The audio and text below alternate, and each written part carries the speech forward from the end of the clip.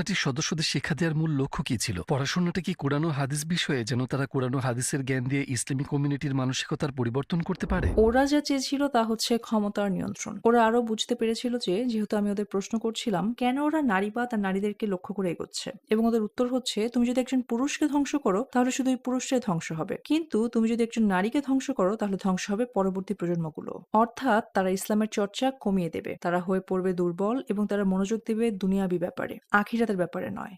এই মানুষগুলোকে সহজেই কাজে লাগিয়ে স্বার্থ সিদ্ধি করা যাবে, তাদেরকে দিয়ে যা ইচ্ছা তাই করানো যাবে। এই মানুষগুলো জান্নাতে যাবে নাকি জাহান্নামে যাবে সে ব্যাপারে ওদের কোনো মাথা ব্যথা নেই। তারা শুধু চায় এই মানুষগুলোকে নিয়ন্ত্রণ করতে, নিজেদের স্বার্থ সিদ্ধির জন্য কাজে লাগাতে। একটা পুরনো কথা আছে যে মানুষকে নিয়ন্ত্রণ করার সবচেয়ে শক্তিশালী হাতিয়ার হচ্ছে যৌনতা, মাদক আর গান বাজনা। গান বাজনা বলতে এখানে বোঝানো হচ্ছে সকল ধরনের মিডিয়া, অর্থাৎ এই জিনিসগুলোকে কাজে লাগিয়ে মানুষকে দিয়ে জীবনে আপনি যা ইচ্ছা তাই করাতে পারেন। তাই ক্ষমতাসীন মানুষগুলো যা ইচ্ছা তাই করতে পারে, কিন্তু সাধারণ মানুষ সেসব লক্ষ্য করে না। সাধারণ মানুষের সেসব ব্যাপারে কোনো মাথা ব্যথা নেই, কারণ তারা শুধু ভাবছে যে আমার এই গাড়িটা দরকার, আমার সুন্দর হওয়া দরকার, অর্থাৎ আমার শুধু দরকার এমন সব জিনিস যা দুনিয়াবি। আপনার মধ্যে কি ধরনের পরিবর্তন এসেছিল? ইসলামের প্রতি আপনার মনে প্রথম কি ধরনের পরিবর্তন অনুভব করেছিলেন?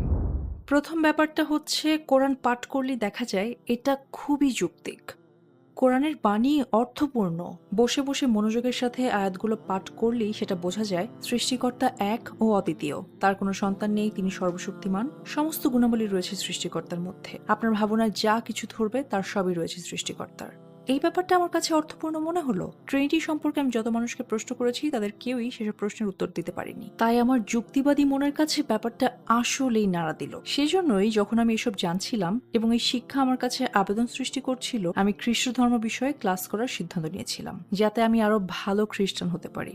তখন আমি খ্রিস্ট ধর্ম সম্পর্কে ক্লাস করছি, আমি ক্লাসে যাই। অধ্যাপক একজন হার্ভার্ড গ্র্যাজুয়েট, তার বয়স হবে ৮০ বছরের কিছু বেশি। তিনি খ্রিস্ট ধর্ম বিষয়ে একজন বিদ্বান হিসেবে অত্যন্ত সুপরিচিত।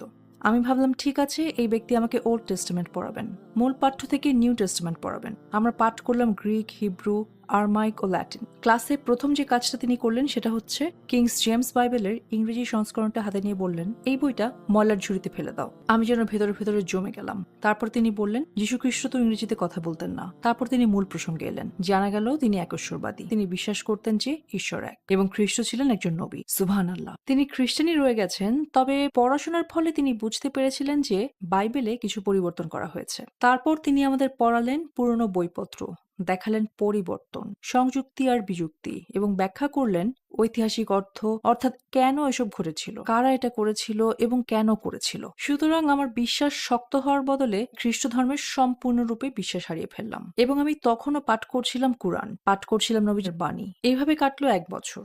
দ্বিতীয় এবং তৃতীয় বছর কাটলো পৃথিবীর নানান ধর্ম সম্পর্কে পড়াশোনা করে, কারণ আমি তখনও ভেবে আসছিলাম যে আমি একজন রাষ্ট্রদূত হব, আমি একজন উচ্চ শ্রেণীর মানুষ হব, আমি একটা নির্দিষ্ট পর্যায়ে যাব। অবশ্য সেরকম একটা পর্যায়ে আমি যথারীতি ছিলাম, কিন্তু আমি চাইছিলাম সেটা অর্জন করব আমি নিজে।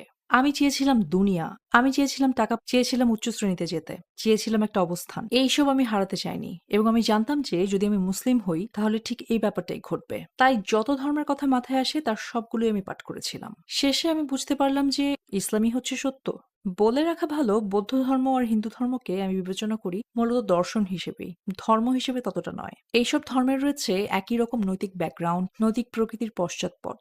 সমস্যা হচ্ছে আমার বিশ্বাস হয় না যে লক্ষ লক্ষ দেবতা আছে। আমার বিশ্বাস হয় না যে একজন মানুষই হতে পারেন ঈশ্বর। অর্থাৎ আমি যদি বুদ্ধকে গ্রহণ করি তাহলে যীশু খ্রিস্টকে গ্রহণ করতে হবে। আমার কাছে এই ব্যাপারগুলোর কোনো অর্থই দাঁড়ালো না। আমি খুঁজে বেড়াচ্ছিলাম সৃষ্টিকর্তাকে, ঈশ্বরকে। তিনি আমাদের কাছে কি চান? আমি যদি খ্রিস্ট ধর্ম ত্যাগ করে অন্য কিছু গ্রহণ করি তাহলে সেই অন্য কিছুতে আমাকে পেতে হবে আরো বেশি কিছু। কাউকে ইসলাম বিষয়ে শিক্ষা দেওয়ার সময় আমি যে জিনিসগুলো করি তার মধ্যে একটা হচ্ছে আমি শুধু মুখে বলি না যে আল্লাহ বলেছেন এবং নবীজি সাল্লাল্লাহু আলাইহি সাল্লাম বলেছেন। এই ব্যাপারে আমি কিন্তু খুবই পরিষ্কার।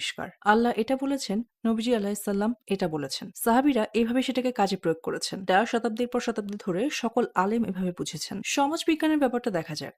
আপনি দেখবেন মিলটা কোথায়। মনোবিজ্ঞানের দিকে দৃষ্টিপাত করুন, মিলটা দেখতে পাবেন আপনি। পদার্থবিদ্যা পাঠ করলেও এটা দেখা যায়। সুতরাং আমরা যা করতে পারি, যেমনটা আল্লাহ বলেছেন, প্রমাণ দেখতে পারি এবং ভাবতে পারি। সেদিক থেকে এটা মানুষের কাছে যে শুধু এই জ্ঞানকে পরিষ্কার করে তোলে তাই নয়, এটা আমার নিজের মনকেও শক্ত করে। কারণ যেমনটা আমি বলেছি, আমি খুবই যৌক্তিক মানুষ।